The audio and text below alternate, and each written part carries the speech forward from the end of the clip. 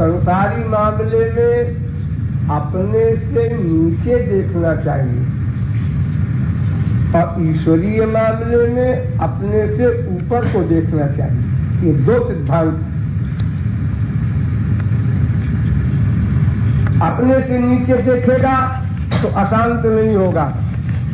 हमारे दो आंख है, कितने बेचारे सूझ आंख, वो जीवन कैसे बिता रहे। हमको 2 टाइम खाना मिलता है, करोड़ों आदमी हमारी इंडिया में ऐसे हैं जिनको 2 टाइम सूखी रोटी नहीं मिलती है। हमारे पास ये है, ये करोड़ों आदमियों के पास नहीं है। कितनी चीजें हर एक के पास ऐसी हैं कि उनसे नीचे करोड़ों लोग हैं। अब वो इस बात को लेकर फील करें कि वो तो हमसे आगे, तो तुमसे नीचे वाले जो है वो तुम्हारे लिए सोचेंगे ना कि तुमसे आगे हो। तो संसार में अपने से नीचे देखे तो कोई अशांत न हो, भगवान की कृपा पर बलिहार जाए। और अपने से आगे देखे पारमार्थिक मामले में, ये इतनी साधना करता है, इतनी शरणागति है इसकी, इतनी सेवा करता है, मैं क्यों नहीं करता, कब करूंगा, मरने के बाद करूंगा, ये फील करे तो आगे बढ़ेगा। और अगर अपने से नीचे देखेगा, अरे ये तो बिल्कुल नहीं करता, हम तो इतना करते हैं, हो गया बनता ढाल, वो आगे नहीं बढ़ सकता।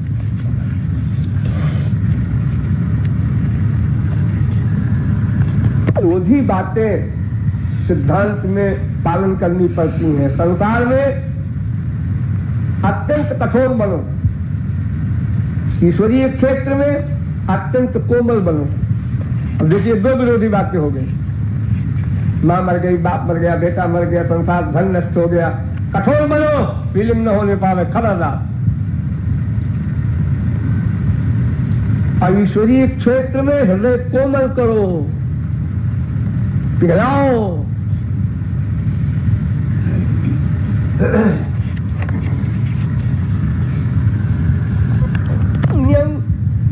विषय ऊर्जा द्रवत्वम भगवत पदे, एक लाइन में वेद व्यास ने लिख दिया। सांसारिक विषयों में कठोर बनो, जो मुलायम बना दोनों साइड में बनो, जो कठोर बना दोनों साइड में हो गया, दोनों का नुकसान हुआ।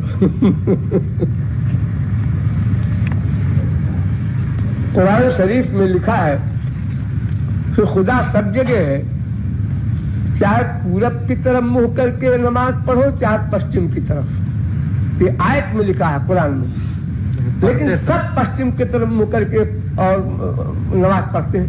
एक भी मुसलमान दुनिया में ऐसा नहीं है जो पूरब की तरफ मुंह करके, कोई ऐसा ब्राह्मण नहीं जो पश्चिम की तरफ सवेरे मुंह करके समझा करता हो, दक्षिण की तरफ पैर करके सोता हो कोई मुसलमान जानबूझ के। बहुत सी चीजें ऐसी है कि भले ही वो कोई इंपॉर्टेंस नहीं है, लेकिन लोक में इतनी प्रचलित है कि उसके विपरीत काम करो तो लोगों के दिमाग में एक बीमारी पैदा होती है। तो यद्यपि शुद्धम तदपि नाचरणीयम लोक विरुद्धम, जब तक संसार में रहता है मनुष्य, छोटी छोटी बातें ये सगुन उगुन की जो है वो भी राम मानते थे। जिसका कोई सेंस नहीं है, भाई संसार में आए हैं तो उसके अनुसार चलना चाहिए। कोई ऐसी आफत तो नहीं आई है कि हम पहली को शिलान्यास करें, 14 को भी हो जाएगा, पहली को दावत हो जाएगी। अब लोगों के निमंत्रण दे चुके, वो लोग तो आएंगे, सही वृंदावन आएंगे, हम भी रहेंगे, लोगों का लाभ तो होना ही है। शिलान्यास वगैरह की बात तो अभी आई है, पहले से तो शोहरत यही है कि पहली तारीख को दावत होगी। जैसे संसार के लिए तुम माँ बाप बेटा स्त्री पति धन के लिए पाने की व्याकुलता बढ़ाते हो और उसके वियोग में रोते हो, ये तुम्हारी कोमलता है। संसार के वियोग में संसार के नष्ट होने की फीलिंग न हो, संसार के पाने में खुशी न हो, ये कठोरता हुई।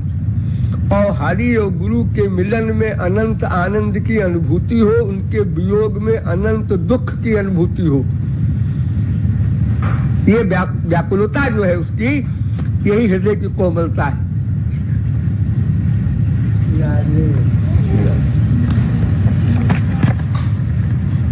कि हृदय एक ऐसा बर्तन है जैसे लाह होती है। तो लाह जो होती है वो टेम्परेचर से पिघलती है। कोई भी लाह हो, तो देखो ये मुहर लगाते हैं पोस्ट ऑफिस वाले, तो जब पिघल जाती है उसमें कोई कलर छोड़ देते हैं, लाल पीला नीला, वो कलर उसमें एक हो जाता है लाह में। पिघलने के बाद जितनी अधिक पिघलेगी लाह उतनी अधिक उसमें रंग एक हो जाएगा। ऐसे ये हृदय है, चाहे संसार के लिए पिघले और चाहे भगवान के लिए पिघले, जिसके लिए पिघलेगा उसी का फल मिल जाएगा, वो अंतःकरण में समा जाएगा, उसी का रिएक्शन हो जाएगा। माँ बाप बेटा स्त्री पति धन कोई चीज हो, तो अगर संसार के वियोग में संसार की फीलिंग हुई हमको दुख की, तो संसार के लिए पिघल गया। और अगर हरि गुरु के लिए फीलिंग हुई तो उनके लिए पिघल गया। तो जिसके लिए पिघला उसी का फल मिलेगा। शुद्ध वस्तु के लिए पिघला तो हृदय में शुद्ध वस्तु आई और हृदय शुद्ध हुआ। अगर गंदी वस्तु के लिए, मायाबद्ध वस्तु के लिए पिघला तो मायाबद्ध का फल मिला और गंदा हो गया हृदय। ये है द्रवत्वम भगवत पदे।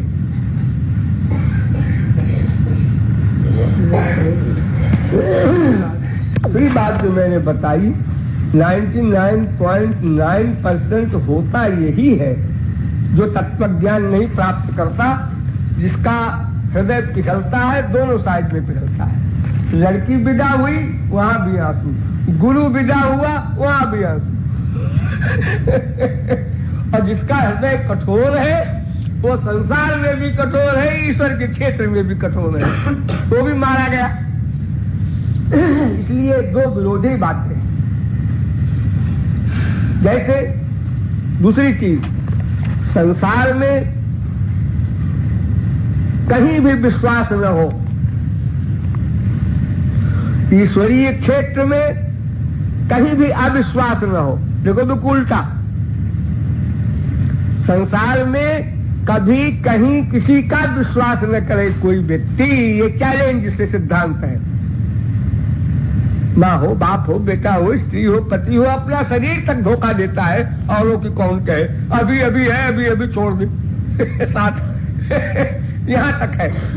आज वो अनुकूल है, कल प्रतिकूल हो जाए एक सेकंड में, अकारण अकारण। बंबई के गुंडा एग्जाम्पल है, अकारण।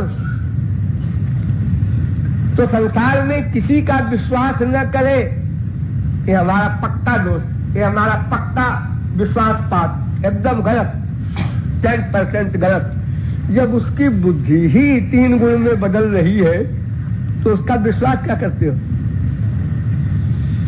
और ईश्वरीय क्षेत्र में हमारी बुद्धि में नहीं आती ये बात, वेद की, शास्त्र की, पुराण की, भगवान की, महापुरुष की, फिर भी वेद कहता है श्रद्धत्व, तात श्रद्धत्व, विश्वास करो, आगे समझोगे। अभी तुम्हारी कक्षा बहुत नीचे है, इसलिए चुपचाप मान के आगे बढ़ो। जैसे साइंस में कोई रिसर्च करता है तो पुराने साइंटिस्ट की बात चुपचाप मान लेता है, फिर आगे रिसर्च करता है। अगर वो शुरू से ही करना शुरू करे तो कभी आगे नहीं बढ़ सकता।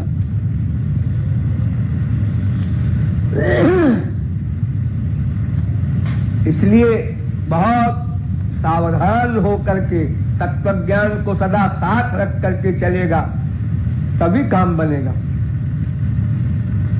तत्विस्मरणात् भेकीवत्।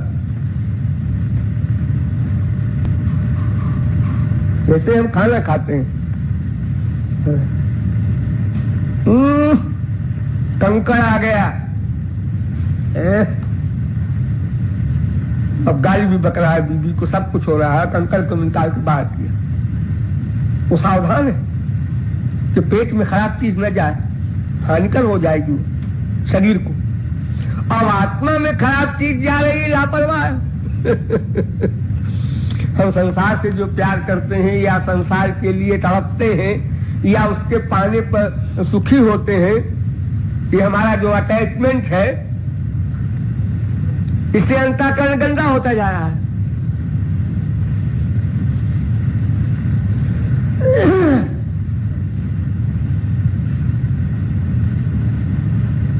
वो सब तुम लोगों में है, ये बात नहीं किसी एक में न हो, कम व बेश का फर्क है, सब में गड़बड़ है। ये हमारी बीबी है, ये हमारा बेटा है, ये हमारी माँ है, ये हमारा पैसा है, ये हमारी चीज है, ये जो ममता बनी हुई है उसमें ममत्व की बुद्धि, यही सब गड़बड़ है। इसका विश्वास कर रहे हैं हम लोग कि एक भी चीज न तुम्हारी है न तुमको विश्वास करना है, पहले ही छोड़ दो। तुलसीदास ने बड़ा सुंदर कहा है कि अंतः तो ही तजेंगे पामर, तू न तजे अब ही ते। अरे जिनको जिनको तू अपना मान रहा है, ये सब तेरा साथ छोड़ देंगे, शरीर तक छोड़ देगा तेरा साथ। पहले ही तू इनको समझ ले, बात बन जाए, तो छूटना ही है। ऐसी फीलिंग हो जाएगी, उसी क्षण भगवत प्राप्ति हो जाएगी। बुद्धि का इतना बड़ा अहंकार है कि पराकाष्ठा है। अब मुंह से बोलते हो हमारी बुद्धि उद्धि है ही नहीं।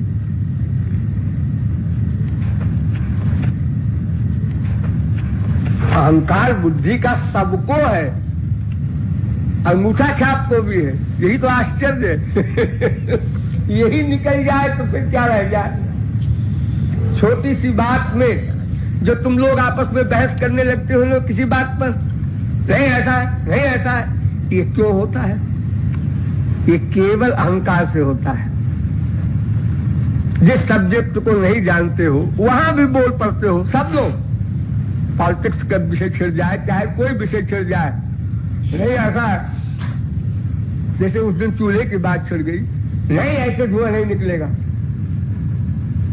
अब ये भी तो कह सकते थे कि मैं सर्वज्ञ नहीं हूं भाई, इसलिए मैं करेक्ट नहीं बता सकता। लेकिन वो बुद्धि का अहंकार जो है वो अपने को नीचे नहीं करने देता कि हाँ भाई हमसे गलती हो गई। बहस पर बहस, बहस पर बहस हो। नहीं, अगर ये तस्तरी में ना हो नक्काशा तो महंगी मिलेगी। अच्छा है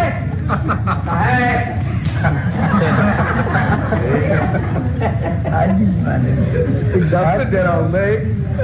ये बुद्धि के अहंकार के कारण होता है, वरना किसी एक विषय में भी कोई पूर्ण नहीं है। जिंदगी भर तुमने ट्रेन चलाया, लेकिन इंजन के बारे में भी बहुत कम नॉलेज है तुमको। महाराज जी ये बात नहीं है, आपसे इसे बात देखो ये बात नहीं है कहा, सीधे अहंकार के कारण कहा। आपसे ये बात नहीं है शब्द कैसे बोले तुम? ऐसे बात करते हैं, आपसे बात करने में प्यार लगता है।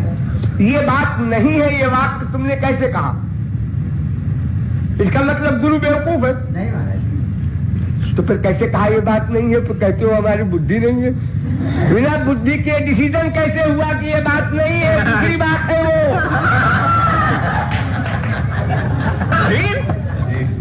कैसा चोर पकड़ा देते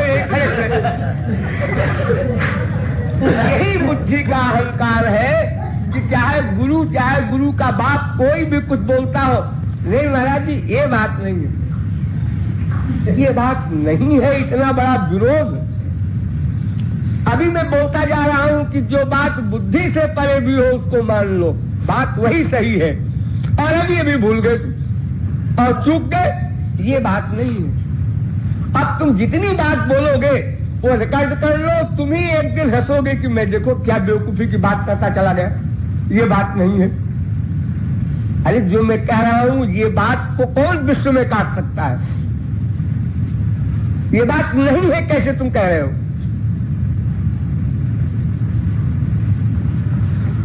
देखो वाल्मीकि को मरा मरा कहने के लिए गुरुजी ने कहा, मरा मरा कहने के लिए, और ये कहा जब तक मैं लौट कर ना आऊं ऐसे बोलते रहना। शिष्य ने यह भी नहीं पूछा आप कब तक आएंगे। ये है बुद्धि का समर्पण, पूछने का अधिकार नहीं। और ये कहना कि ये बात नहीं है, ये तो घोर विरोध है। ये तो बहुत बड़ी गलती है, मामूली गलती नहीं। अरे भाई ये तो बड़ी सीधी सी बात है, सब में देहाभिमान बुद्धि का अभिमान है, इसलिए हर आदमी बहस करता है, वरना बहस करने कोई सवाल ही नहीं। अगर इन्होंने कहा कि हमने जो गणित लगाया है वो सही है, तो सिंघल को कहना चाहिए था हाँ बिल्कुल ठीक है, हमसे गलती हो गई होगी। अगर सिंघल ने कहा नहीं हमारी गिनती सही है, तो इन्हें कहना चाहिए हाँ ठीक है, हमसे गलती हो गई होगी। अगर तुमने कोई बात कही और इन्होंने कह दिया नहीं ऐसा है, तो तुमने कहा नहीं ऐसा है, ये बुद्धि के अहंकार से कि हम गलती नहीं कर सकते। अरे गलती का तो पुतला है प्रत्येक व्यक्ति, प्रत्येक क्षण गलती करता है। तो किस समय की बात के लिए या काम के लिए चैलेंज कर सकता है कि हमने गलती नहीं की। लेकिन वो बुद्धि का अहंकार जो है कि हम नीचे न बने किसी के, हमारे किसी काम में कोई गलती निकाले बर्दाश्त नहीं, यही अहंकार है, यही दीनता में बाधक है। अपने को निर्दोष कहलवाने का प्रयत्न करना ये सबसे बड़ा सदोष होने का प्रमाण।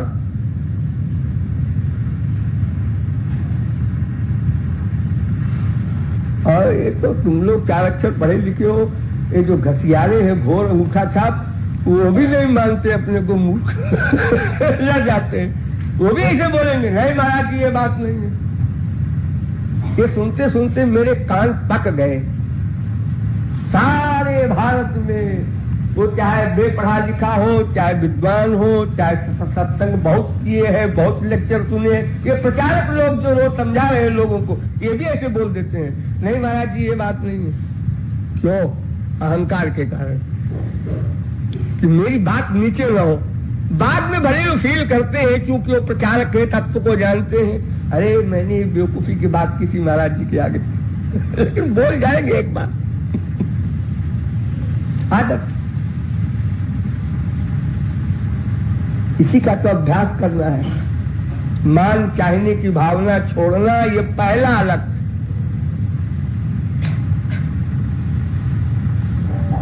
अब जिंदगी भर तो हम लोगों ने यही अभ्यास किया, अपने को अच्छा कहलवाने का, मान प्रतिष्ठा पाने का, इसी में जिंदगी वैसा एनर्जी वेस्ट किया।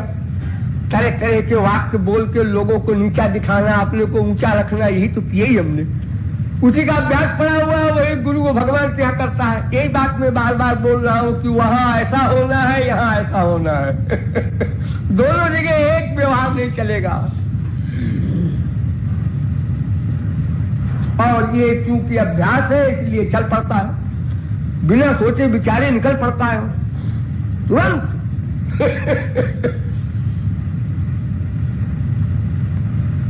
नहीं महाराज जी ये बात नहीं, फिर मैं जो कहता हूं वो बात है।